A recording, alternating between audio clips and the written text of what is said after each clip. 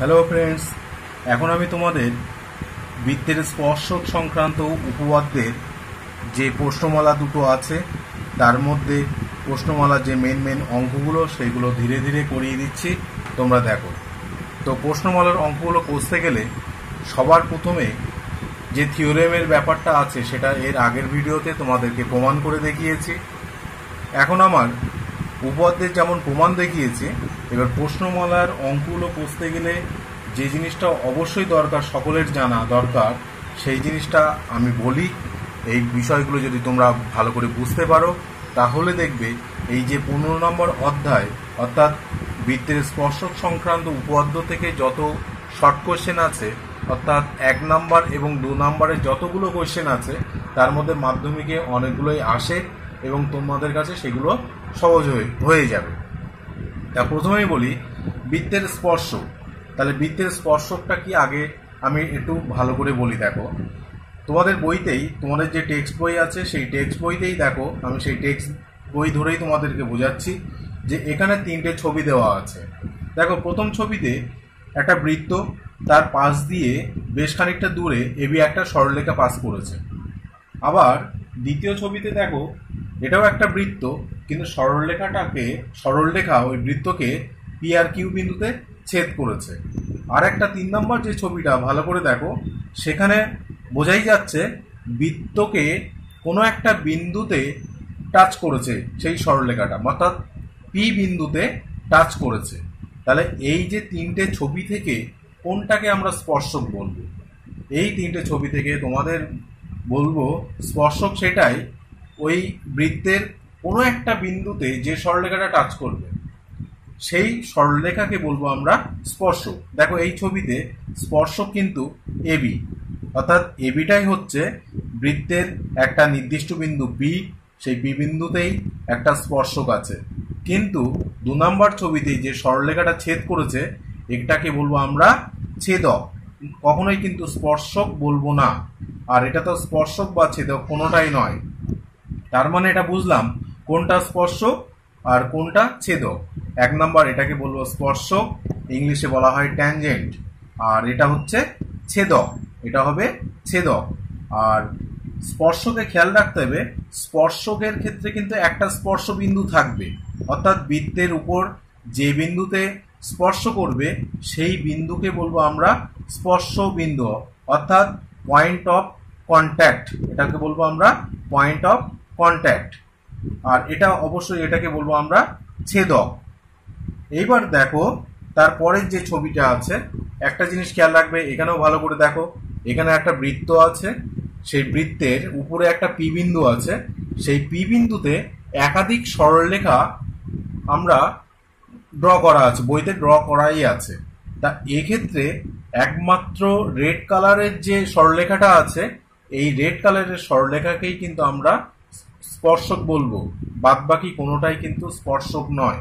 বাদবাকি দেখো, প্রত্যেকটা সরলরেখায় ওই বৃত্তকে কোনো না কোনোভাবে ছেদ করেছে, কোনো না কোনোভাবে ছেদ করেছে। একই রকম ভাবে দেখো, তার পরের ছবিটাতে খেয়াল করে দেখো, এটা একটা স্পর্শক, কিন্তু সেই স্পর্শকের রেসপেক্টে অনেকগুলো ছেদক কিন্তু সমান্তরাল সরলরেখা টানা গেছে। সেই সমান্তরাল সরলরেখাগুলোকে একটাকে বলবো আমরা ছেদক, অর্থাৎ এর সাপেক্ষে অসংখ্য ছেদক আঁকা যায়। এরপরে এগুলো জানতে হবে, না জানলে তোমাদের অঙ্ক কষতে অসুবিধা হবে। এরপরে দেখো, এরপরে যে জিনিসটা আমি বলবো, এরপরে তোমাদের দেখতে হবে এই জায়গাটা, তোমরা এই পৃষ্ঠাটায় আসবে, এখান থেকে দেখো স্পর্শকের কিছু ব্যাপার আছে। 2টি বৃত্ত, খেয়াল করে দেখো, এই যে নিচের ছবিটা বলছি, এখানে একটা টার্ম আছে সাধারণ স্পর্শক, তোমাদের জানতে তো অবশ্যই হবে এখান থেকে। এই সাধারণ স্পর্শক জিনিসটা কি, এর আগে একটু আগে তোমরা বুঝলে স্পর্শক কোনটা আর স্পর্শ বিন্দু কোনটা। এবার তোমাদের বোঝাবো আমি সাধারণ স্পর্শক, অর্থাৎ কমন ট্যানজেন্ট। কমন ট্যানজেন্ট দেখো, এখানে 2খানা বৃত্ত আছে, সেই বৃত্তকে একটা সরলরেখা, এখানে ছবিটা ভালো করে করা নেই, একটা সরলরেখা দুটো বৃত্তরই কিন্তু স্পর্শক, অর্থাৎ ছোট বৃত্তেরও স্পর্শক এই সরলরেখাটা, আবার বড় বৃত্তেরও স্পর্শক এই সরলরেখাটা। সেই ক্ষেত্রে এইরকম ধরনের স্পর্শকগুলোকে বলবো আমরা সাধারণ স্পর্শক। একই রকম ভাবে দেখো এই যে বড় বৃত্তের বড় যে সার্কেলটা আছে সেই সার্কেলের ট্যানজেন্ট এটা, ছোট সার্কেলেরও ট্যানজেন্ট এটা, অর্থাৎ কমন ট্যানজেন্ট হচ্ছে এটা। নিচেরটাও তাই। এক্ষেত্রেও দেখো এটা একটা ট্যানজেন্ট, এটা একটা ট্যানজেন্ট, আবার এটাও একটা ট্যানজেন্ট। তারপরে ছবিতে দেখো এটা একটা ট্যানজেন্ট, এটা একটা ট্যানজেন্ট, এখানে একটা ট্যানজেন্ট, এখানে একটা ট্যানজেন্ট। তাহলে এগুলোকে সব ট্যানজেন্ট, কমন ট্যানজেন্ট বলছি। এবার কমন ট্যানজেন্টের আবার দুটো ভাগ আছে। কমন ট্যানজেন্টের কটা ভাগ? দুটো ভাগ। একটাকে বলবো আমরা সরল সাধারণ স্পর্শক, আর একটাকে বলবো আমরা তির্যক সাধারণ স্পর্শক। খেয়াল করে দেখো এইটা, এই যে স্পর্শক আর এই যে স্পর্শক, এরা কিন্তু সরল সাধারণ স্পর্শক। এক্ষেত্রেও তাই, এটা সরল সাধারণ, এটাও সরল সাধারণ, এটাও সরল সাধারণ। আবার এখানে দেখো এটা হচ্ছে সরল সাধারণ, এটা সরল সাধারণ, কিন্তু তির্যক যেটা দেখো বেঁকে আছে, এইভাবে বাঁকা আছে, তাই এটাকে তির্যক বলা হয়। অর্থাৎ এই বৃত্তেরও স্পর্শক এইভাবে, আর এইভাবে ধরলে এই বৃত্তেরও স্পর্শক এটা। তাই এই ট্যানজেন্টকে আর এই ট্যানজেন্টকে, এই দুটো ট্যানজেন্টকে বলবো দুটো তির্যক সাধারণ স্পর্শক। তাহলে তোমরা বুঝতে পারলে সাধারণ স্পর্শক কাকে বলে। আমি আবার একটু সংজ্ঞা আকারে বলি। দেখো একটি সরলরেখা যদি দুটো বৃত্তের প্রত্যেকেরই স্পর্শ করে, তাহলে ওই সরলরেখাটাকে বৃত্ত দুটির সাধারণ স্পর্শক বলে। সাধারণ স্পর্শক দুই প্রকার, একটা সরল সাধারণ স্পর্শক আর একটা তির্যক সাধারণ স্পর্শক। এরপরে যে জায়গাটা, এগুলো তোমাদের প্রশ্নমালার প্রবলেমগুলো সলভ করতে গেলে সব ক্ষেত্রেই কাজে লাগবে, সেই কারণে আমি প্রত্যেকটা ধরে ধরে বোঝাচ্ছি। এরপরে দেখো এক্ষেত্রে দুটো বৃত্ত আছে, এইভাবে আছে আর এইভাবে আছে। অর্থাৎ বৃত্ত দুটো বহিস্থভাবে কোনো একটা বিন্দুতে ছেদ করে আছে, কোনো একটা বিন্দুতে ছেদ করেছে। এই বৃত্তের ব্যাসার্ধ পি এ, আবার এই বৃত্তের ব্যাসার্ধ কিউ এ। এরকম দুটো ব্যাসার্ধ দেওয়া থাকবে এবং বলা হবে তারা বহিস্থভাবে কি অন্তস্থভাবে ছেদ করেছে, এই কথাটা উল্লেখ থাকবে। যেহেতু এখানে বহিস্থভাবে ছেদ করেছে, তাই এদের কেন্দ্রদ্বয়ের মধ্যবর্তী দূরত্ব হবে এর ব্যাসার্ধ যোগ এটার ব্যাসার্ধ, এই দুটো ব্যাসার্ধ যোগ করে দিতে হবে, তখন কেন্দ্রদ্বয়ের মাঝের দূরত্ব বেরিয়ে আসবে। এটাও তোমাদের শর্ট কোশ্চেনে কাজে লাগবে। একই রকম ভাবে এই বৃত্ত দুটো দেখো পরস্পরকে অন্তঃস্পর্শ করেছে। কি করেছে? এখানে লেখা আছে দেখো, অন্তঃস্পর্শ করে আছে। তাহলে সেক্ষেত্রে বড় বৃত্তের ব্যাসার্ধ এখান থেকে এই দূরত্ব, আবার ছোট বৃত্তের ব্যাসার্ধ কিউ থেকে এর দূরত্ব। তখন কেন্দ্রদ্বয়ের মাঝের দূরত্ব বলতে আমরা বুঝবো এখানে পি কিউ, আর এখানে কেন্দ্রদ্বয়ের মাঝের দূরত্ব বুঝবো পি থেকে কিউ। তাহলে এখানে পি থেকে কিউ এর দূরত্ব বার করতে গেলে বড় ব্যাসার্ধ থেকে ছোট ব্যাসার্ধ বাদ দিলে তবেই কিন্তু আমরা কেন্দ্রদ্বয়ের মাঝের দূরত্ব বার করতে পারবো। এক্ষেত্রে লাস্ট আরেকটা ব্যাপার আছে, দেখো এখানে এটাও শর্ট কোশ্চেনে লাগবে, অনেক ক্ষেত্রে আসে। দেখো দুটো বৃত্ত আছে, একটা কমন ট্যানজেন্ট আছে এখানটাতে, আবার তারা বহিস্থভাবে ছেদ করেছে।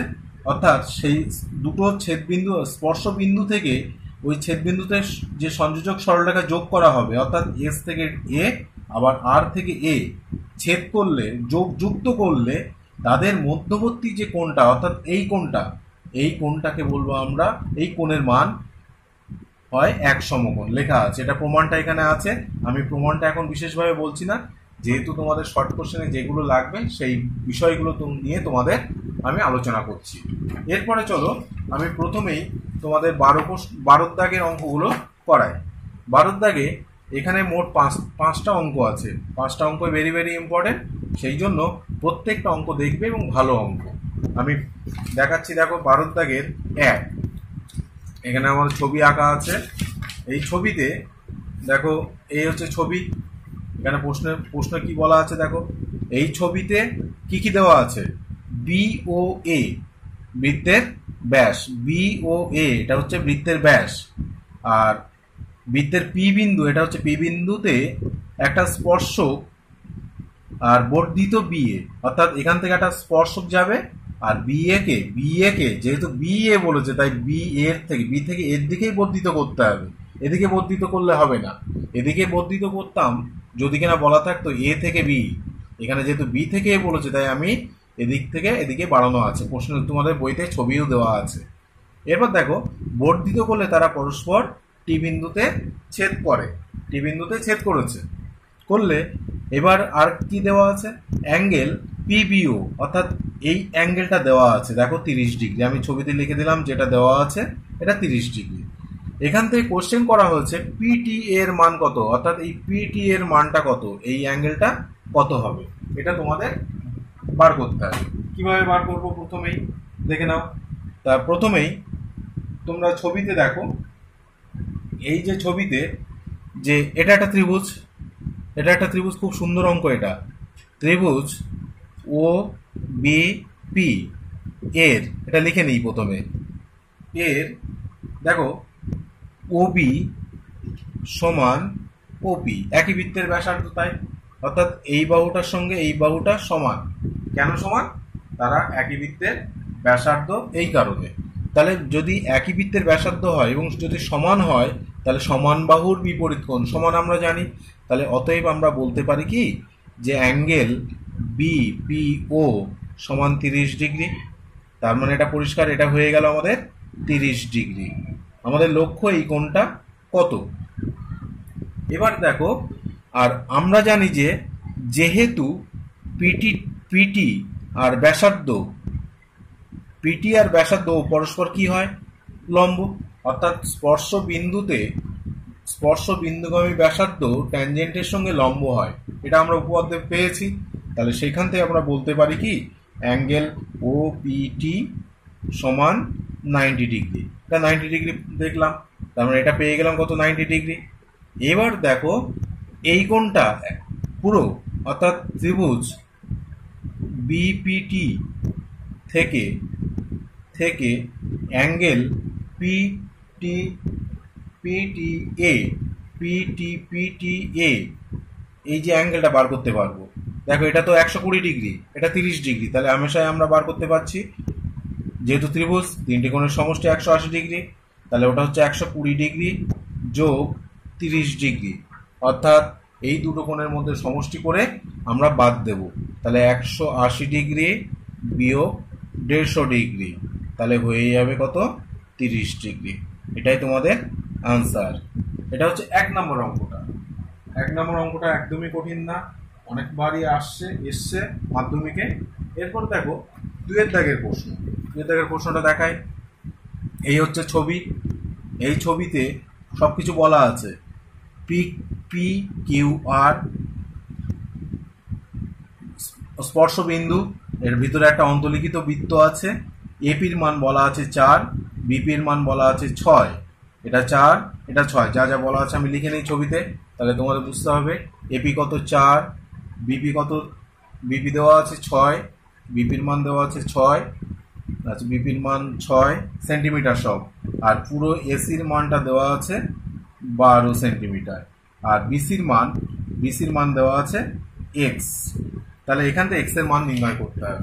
তাহলে আবার বলি, এপি অর্থাৎ এই দূরত্বটা 4, এখান থেকে এই দূরত্বটা হচ্ছে 6, আর পুরো দূরত্বটা এসি সেটা হচ্ছে তোমাদের 12, আর বিসির মান ফাইন্ড আউট করতে হবে। এবার দেখো, যেহেতু বাইরে একটা বিন্দু, সেই বিন্দু থেকে দুটি স্পর্শক টানা আছে, যেহেতু বাইরে একটা বিন্দু থেকে দুটি স্পর্শক টানলে এই বাহুটা আর এই বাহুটা, অর্থাৎ স্পর্শক দুটির দৈর্ঘ্য কিন্তু সমান হয়।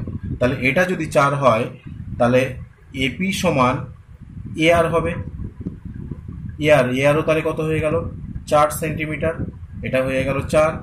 একই রকম কায়দায় আমরা বলতে পারি পিবি সমান বিকিউ, দেখো বাইরে একটা বিন্দু, সেখানে দুটি স্পর্শক, এখান থেকে একটা স্পর্শক, এখান থেকে একটা স্পর্শক, তাহলে এটা যদি 6 হয় তাহলে এটা অবশ্যই 6 হবে, তাই এখানে 6 সেন্টিমিটার লিখে দিলাম।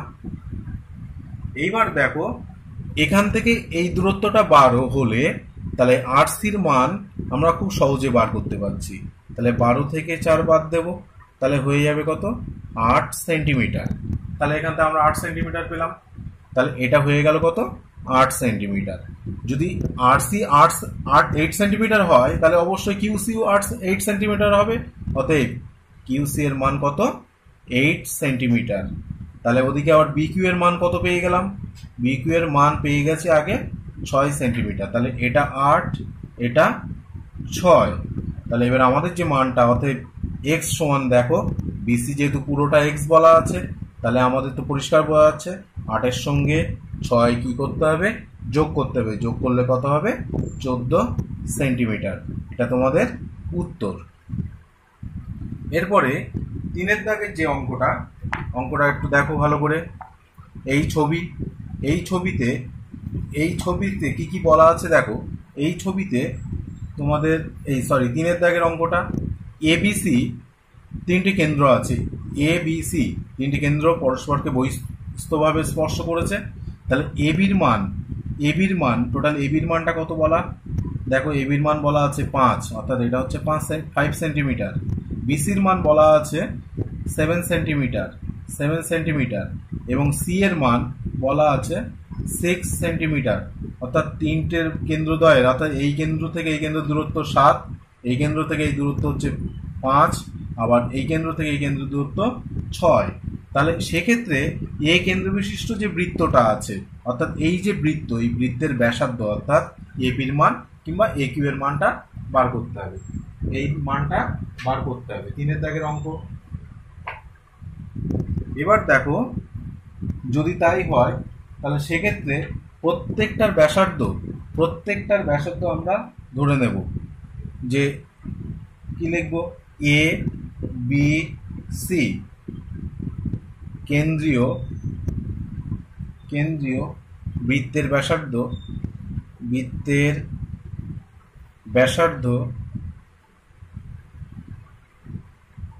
যথাক্রমে লিখবে, x, y, z, অবশ্যই সেন্টিমিটার দিতে হবে। এরপরে দেখো তাহলে এ কেন্দ্রীয় বৃত্তের ব্যাসার্ধ x, তাহলে এটাও x, বি কেন্দ্রীয় বৃত্তের এটা y, এটা z, এটাও z। তাহলে আমরা প্রথম থেকে দেখো এই দুটো যোগফল কত, x প্লাস ওয়াই সমান, দেখো বলা আছে x প্লাস ওয়াই সমান 5, আবার y প্লাস জেড, ভালো করে দেখো y প্লাস জেড সমান বলা আছে 7, আবার বলা আছে দেখো z প্লাস এক্স সমান বলাই আছে 6। এই 3টি ইকুয়েশন বার হলো। এই 3টি ইকুয়েশন থেকে আমাদের যে কোনো সমাধান করে x এর মানটা বার করতে হবে। এবার 3টিকেই যোগ করে দাও, 1 নং যোগ 2 নং যোগ 3 নং, এটা ভালো করে যোগ করতে হবে। যোগ করে জাস্ট এখানে লিখে দিলাম করে, তাহলে পাবো কত দেখো, প্রত্যেকটা ডাবল হচ্ছে 2x plus Y plus Z. এই 3টে যোগ করলে কত হবে আমাদের দেখো 18 হচ্ছে। তাহলে এখান থেকে আমরা লিখতে পারি x plus Y plus Z সমান 9। এটা 9 হল। এইটাকে এক কাজ করে, এটা 1 নাম্বার, এটা 2 নাম্বার দেওয়া হয়নি, এটা 3 নাম্বার লিখে নিলাম, আর এটা হচ্ছে 4 নাম্বার। এইবার x এর মান যেহেতু বার করব, সেক্ষেত্রে এই সমীকরণ থেকে যেখানে x নেই সেই সমীকরণকে বাদ দাও। দেখো ভালো করে দেখো, 4 নং বিয়োগ 2 নং বাদ দিলেই, অর্থাৎ এই ইকুয়েশন থেকে এই ইকুয়েশন যদি বাদ দিই, আমরা লিখি তাহলে x plus Y plus Z বিয়োগ ওয়াই প্লাস জেড, তাহলে 9 থেকে 7 বাদ যাবে। এবার বাদ গেলে দেখো x plus Y plus Z, এখানে লিখে নেবে করে পাই, করে লিখলেই হলো x plus Y plus Z minus Y minus Z, তাহলে এটা হচ্ছে 2। এই ওয়াই কাটে, এই জেড কাটে, তাহলে থাকছে দেখো x এর মান 2। এটাই তোমাদের 3 নম্বরের উত্তর। অর্থাৎ এ কেন্দ্রীয় যে বৃত্ত আছে তার ব্যাসার্ধ হচ্ছে 2। এরপরে তোমাদের যে অঙ্কটা আছে 4 নম্বরের অঙ্কটা ভালো করে দেখো। এই যে ছবি, এই ছবিতেই সব বর্ণনা করা আছে। ছবিটা ভালো করে দেখো তোমরা একটু। 4 নম্বরের অঙ্কটা, এই যে 4 নম্বর,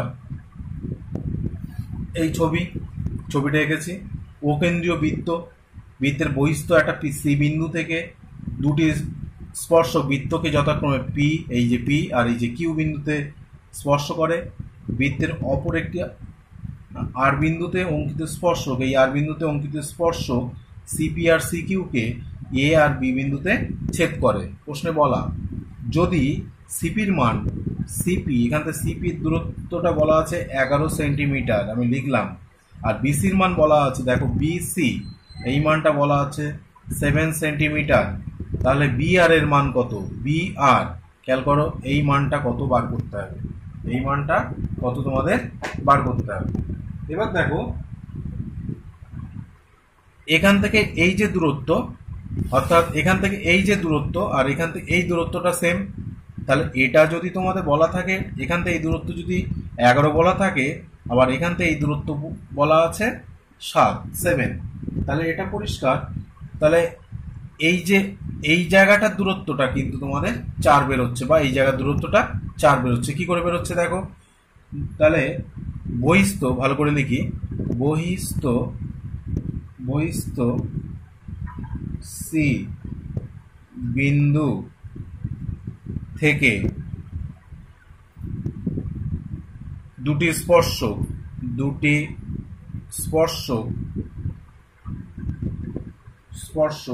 একটা হচ্ছে সিপি ও আর একটা হচ্ছে সিকিউ, এ দুটো লিখলাম। অতএব আমরা লিখতে পারি সিকিউ সমান সিপি সমান 11 সেন্টিমিটার, এটা আমরা জানি। অতএব বিকিউ, দেখো বিকিউ সমান কি লিখতে পারি, বিকিউ এর মানটা দেখো, বি থেকে কিউ দূরত্বটা কত হবে, যে টোটাল 11 থেকে যদি আমরা 7 বাদ দিই তাহলে হবে 4 সেন্টিমিটার। এবার আবার দেখো বি বিন্দু থেকে দুটি স্পর্শক, এটা লিখবে স্পর্শক, একটা হচ্ছে বিআর ও বিকিউ, দেখো ছবিতে বিআর বিকিউ। তাহলে অতএব কি লিখতে পারি, এখান থেকে বিআর সমান বিকিউ সমান, তার মানে এখানেই আমাদের উত্তরটা হয়ে গেল, অর্থাৎ 4 সেন্টিমিটার। এক্ষেত্রে উত্তর হচ্ছে 4 সেন্টিমিটার। এরপরে 5-এর দাগের যে অঙ্কটা, এটা মাধ্যমিকে অনেকবারই এসেছে, এবারও এসছে, অর্থাৎ 2020 সালেও এসছে, সেই জন্য অঙ্কটা ভালো করে দেখবে। তো এখানে দুটো বৃত্তের কথা বলা আছে, দুটি বৃত্ত, একটার ব্যাসার্ধ 8, অর্থাৎ এই দূরত্বটা বলা আছে 8, এই ব্যাসার্ধ দূরত্বটা। আবার আরেকটা বৃত্তের ব্যাসার্ধ, অর্থাৎ এখান থেকে এই দূরত্বটা বলা আছে 3, এবং তাদের কেন্দ্রদ্বয়ের দূরত্ব, অর্থাৎ এখান থেকে এই দূরত্বটা পুরো 13, এখান থেকে পুরো দূরত্বটা 13। আর বৃত্ত দুটির একটি সরল সাধারণ মানে এই স্পর্শকটাই হবে সরল সাধারণ, অর্থাৎ এই বিন্দু আর এই বিন্দুর মাঝের দূরত্ব বা দৈর্ঘ্য নির্ণয় করতে হবে। কিভাবে করবে, এবার দেখো এই অঙ্কটা করতে গেলে প্রথমেই তোমাদের যে জিনিসটা জানা দরকার, প্রথমেই বলি দেখো এ আর এ কেন্দ্রীয় বৃত্ত আর বি কেন্দ্রীয় বৃত্তের, আমি এখানে একটা এর সঙ্গে সমান্তরাল সরলরেখা, অর্থাৎ এ বির সঙ্গে সমান্তরাল সরলরেখা এখানে টানতে হবে। এই টানা হয়েছে, টানা হওয়ার ফলে দেখো এটা একটা আয়তক্ষেত্র উৎপন্ন হয়েছে, একটা সামান্তরিক, আয়তক্ষেত্র নয়, এটা হচ্ছে একটা সামান্তরিক উৎপন্ন হলো। এই যে সামান্তরিক উৎপন্ন হয়েছে, তার মানে বলা যেতে পারে, দেখো যেহেতু লিখতে হবে ডি যুক্ত করলাম, লিখলেও হয় না লিখলেও চলে, লেখার দরকার নেই। সেক্ষেত্রে দেখো তাহলে এ বি ডি ই একটা সামান্তরিক, যেহেতু একটা সমান্তরাল সরলরেখা যুক্ত করেছি, তাহলে এ বির মান যা হবে ডি এর মানও তাই হবে। যেহেতু এটা সামান্তরিক, তাহলে এ বির মান যা ডি এর মান তাই, তার মানে এখানে আমি 13 সেন্টিমিটার লিখতে পারি। আবার দেখো এ এর মান যা সমান, এটা সমান বিডির মানও তাই, তার মানে এটা হয়ে গেল 3 সেন্টিমিটার। আচ্ছা, সেই কারণে এটা 3, এটাও 3, তাহলে এটা হচ্ছে 13। এবার খেয়াল করে দেখো যে যেহেতু ত্রিভুজ ই সি ডি এটা একটা সমকোণী ত্রিভুজ, এটা একটা সমকোণী ত্রিভুজের দেখো এটা তো 90 ডিগ্রি, সেই কারণে সমকোণী, কারণ স্পর্শক আর ব্যাসার্ধ পরস্পর লম্ব হয়, সেই কারণে সমকোণী। এইবার সমকোণী ত্রিভুজের তাহলে অতিভুজ তো 13, আর এটার মান তো বুঝতেই পারছি, এটা যেহেতু 8, তাহলে এটা কত হবে 5। ইসির মান, অর্থাৎ ইসির মান কত হবে লিখে নেই। ইসির মান হবে, দেখো 8 থেকে 3 বাদ দিলে হবে 5, তাহলে ইসির মান হয়ে গেল 5। অতএব সিডির মান মানে স্পর্শকটার দৈর্ঘ্য হবে, দেখো 13 স্কোয়ার থেকে 5 স্কোয়ার মাইনাস করতে হবে সমকোণী ত্রিভুজের কনসেপ্ট থেকে, অর্থাৎ পিথাগোরাসের সূত্র থেকে। দেখো 1 6 9 বিয়োগ 25, তার মানে 144, তার মানে হবে কত 12 সেন্টিমিটার। এটা হচ্ছে 5 নম্বর দাগের উত্তর। এরপরে তাহলে তোমাদের করে দেওয়া হলো 12 দাগের শর্ট কোশ্চেন, অর্থাৎ সংক্ষিপ্ত উত্তরধর্মী যে প্রশ্নগুলো আছে সেগুলো আমি সবই সলভ করে দিলাম। এরপরে যেগুলো সলভ করব, দেখো 11 দাগের অঙ্ক। 11 দাগে যে অঙ্কটা আছে, ছবিটা আমি আঁকছি। 11 দাগের যে এমসিকিউগুলো আছে এর দাগে, সেগুলো আমি পরপর প্রত্যেকটা ধরে ধরে বোঝাচ্ছি। দেখো প্রথমে ও কেন্দ্রীয় একটা বৃত্ত ছবিতে, তার বহিস্থ একটা এ বিন্দু আছে, সেখান থেকে একটা স্পর্শক বি বিন্দুতে স্পর্শক করা। তাহলে ও বির দূরত্ব 5, ও এর দূরত্ব 13, তাহলে এ বির দৈর্ঘ্য অর্থাৎ স্পর্শকটির দৈর্ঘ্য বার করতে হবে। এবার এক্ষেত্রে দেখতে হবে স্পর্শক আর স্পর্শ বিন্দুগামী ব্যাসার্ধ, আবার বলি স্পর্শক আর স্পর্শ বিন্দুগামী ব্যাসার্ধ পরস্পর 90 ডিগ্রি হয়। ফলে ওই যে ত্রিভুজটা উৎপন্ন হয়েছে ছবিতে, ওটা একটা সমকোণী ত্রিভুজ। সেই কারণে এটা যদি 13 হয়, এটা 5, এটা তো অবশ্যই সমকোণী ত্রিভুজের অতিভুজ। এটা অন্য একটা বাহু, ভূমি হতে পারে, লম্ব হতে পারে। তাহলে এ বি সমান আমরা সহজে বার করব রুটের মধ্যে। দেখো 13 স্কোয়ার বিয়োগ 5 স্কোয়ার, তার মানে 1 6 9 বিয়োগ 25, মানে 144, তার মানে হয়ে গেল কত 12 সেন্টিমিটার। এখান থেকে এর দাগের একের উত্তরটা হচ্ছে 12 সেন্টিমিটার, অর্থাৎ তোমার এ দাগের উত্তরটা হবে এমসিকিউ এর এ উত্তর। এরপরে 2 দাগের যে প্রশ্নটা দেওয়া আছে, দেখো এটা আমি থিওরেমে বলেছি, প্রমাণটা আমি এখানে দেখাবো না। দুটি বৃত্ত পরস্পরকে সি বিন্দুতে বহিস্থ স্পর্শ করে, এ বি একটা সাধারণ স্পর্শক, কমন ট্যানজেন্ট। তাহলে বৃত্ত দুটিকে এ আর বি বিন্দুতে স্পর্শ করে। তাহলে অ্যাঙ্গেল এ সি বি, এই কোণটা কত হবে? আমি এর আগে একটা জায়গা দেখিয়েছিলাম যে এটা সর্বদা এক সমকোণ, অর্থাৎ 90 ডিগ্রি হয়। এটা তোমাদের প্রমাণটা তোমরা দেখতে পারো, আর না হলে এটা মনে রাখলে তাহলে তোমাদের সুবিধা হবে। এরপরে এবার দেখো 3 দাগের যেটা, এই যে ছবিটাতে এটা 5 বলা, আর মূল বিন্দু থেকে অর্থাৎ কেন্দ্র থেকে দূরত্ব 13 সেন্টিমিটার দূরে একটা বিন্দু পি রাখা আছে। তাহলে সেক্ষেত্রে এই যে একটা চতুর্ভুজ উৎপন্ন হয়েছে, এর ক্ষেত্রফল জানতে চাওয়া হয়েছে।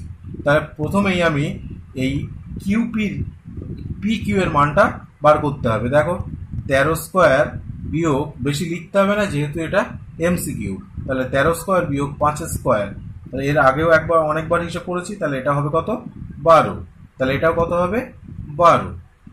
একই তো ত্রিভুজ, সর্বসম ত্রিভুজ হয়, এটা আমরা প্রমাণ জানি।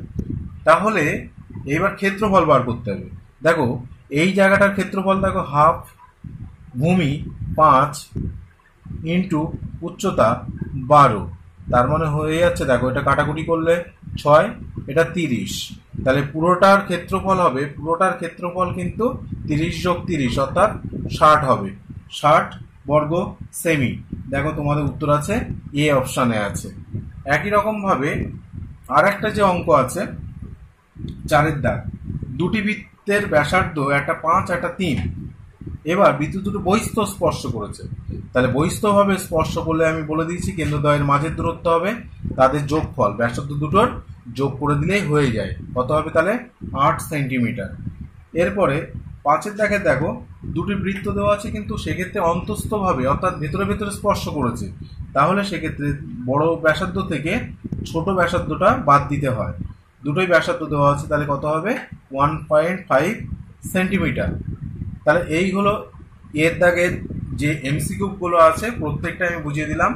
এরপরে সত্য মিথ্যা বিয়ের দাগে, দেখো একটি বৃত্তের, ভালো করে দেখতে হবে, একটি বৃত্তের প্রশ্নটা ভালো করে দেখো তোমরা।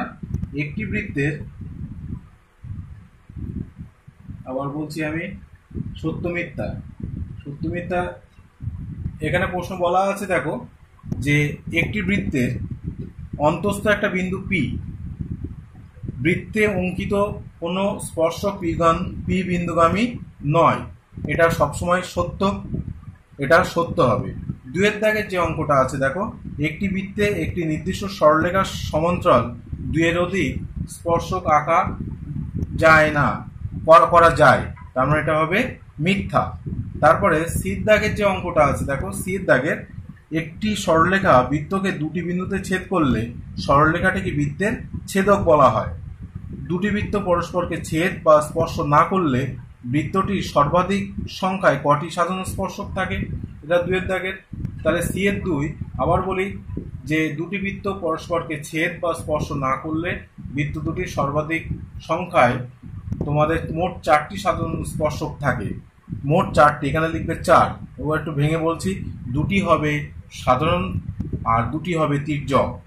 লাস্ট যে কোশ্চেনটা আছে 3-এর দাগ, দেখো পরস্পরকে এ বিন্দুতে স্পর্শ করে, এ বিন্দুতে অঙ্কিত বৃত্ত দুটি সাধারণ স্পর্শক হলো কি, তির্যক হবে না সরল হবে?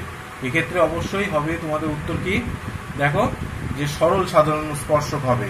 এক্ষেত্রে এই উত্তরটা হবে সরল সাধারণ স্পর্শক। এইভাবে এই যে চ্যাপ্টার যতগুলো অঙ্ক তোমাদের করে দেওয়ার মতো, যেগুলো খুবই আসে 1 নম্বরের এবং 2 নম্বরের, সেগুলো সবই করে দিলাম। 1 আর 2টাও যদি পারো ট্রাই করো, এই দুটো অবশ্যই পারবে, যেহেতু আমি এটা শিখিয়ে ফেলেছি সবকটাই। তোমরা চেষ্টা করো, আশা করি সবকটাই তোমরা পারবে।